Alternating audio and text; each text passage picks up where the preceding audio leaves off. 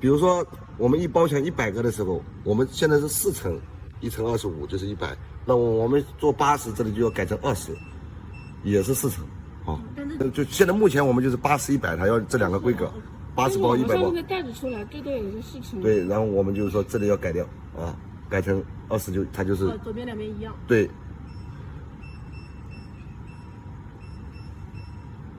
然后这是清零，就是当前个数清零，哦，这些都是清零，就是这里的仓数个数，这个运行速度就是后面的速度，哎，帽子机的速度，哦，这是加，这是减，帽子机的速度。那我们现在这个速度基本上是按照多少呢？基本上能开到150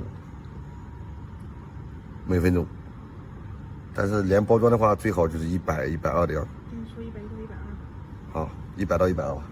对，然后运行前啊，通电以后，然后这个没有气来，先按复位，然后左初始化，右初始化，然后把这里面的东西都要清理掉，对，全部清理出来，一个都不能留。啊，清理完了以后，这个输送带打开，后面机器就运行了。关掉这个帽子机就不运行，这个就是控制后面的帽子机的，跟这个皮带的，你看这个皮带转起来，后面帽子机就自动带起来了。对，它这2个是同步的。它这样，如果这边没开的话，它帽子就会直接从这里出来，从这皮带里面出来，不会到舱里面。应该保持绿色。对，要启动的时候先按这里启动，也就是按这里启动啊，这停止吧。先按这里启动，然后自动运行中，然后从这打开，这就可以了。中途有故障，就是说每满1包的时候有故障，然后停止这里停，这里也要停，这里也要关掉，所以这2个要一起。如果就是说中途每满1包，然后有故障了或者你停机了，那么你都要先复位，然后初始化，再初始化，然后把里面的先清理掉，才能继续运行。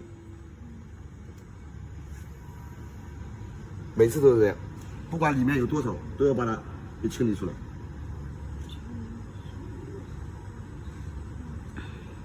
比如说里面99个，就差1个，就1包了，那这个99个都浪费了，都进不了这包装里面了。就是那个基数光电。基数光电是干嘛用的？就是这里，光电就这边，在这里，就这个光电。如果就是这个光电，啊，我们现在只是屏蔽关，现在是屏蔽掉的啊，这个是正常的。就是机器运行以后，那个光电等到5秒钟没有感应到任何东西，机器会自己报警停机。自动报警停机是吧？